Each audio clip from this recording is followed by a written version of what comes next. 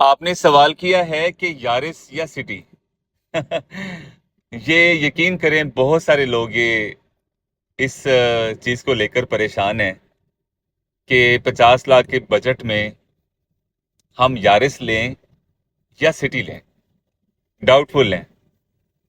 حالانکہ میں نے خود یہ سٹی رکھی ہوئی ہے اور پچھلے 2 3 4 سال سے میں ہونڈا گاڑی ہی یوز کر رہا ہوں۔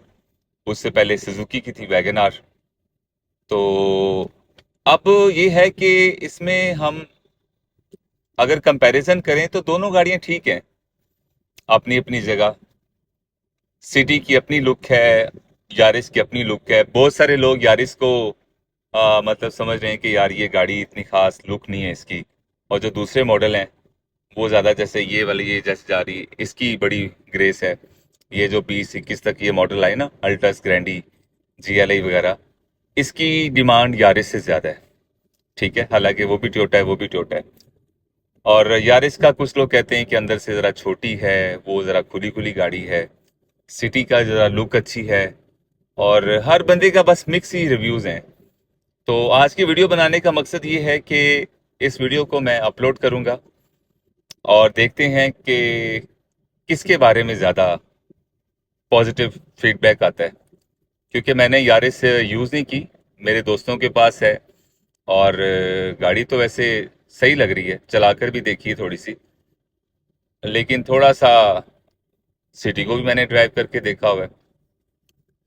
ہونڈا سٹی جو گاڑی ہے نا، وہ اگر آپ نے شہر شہر میں گاڑی چلانی ہے نا، تو پھر تو میں آپ کو ریکمینڈ کروں گا ہونڈا کا، جو میری رائے ہے۔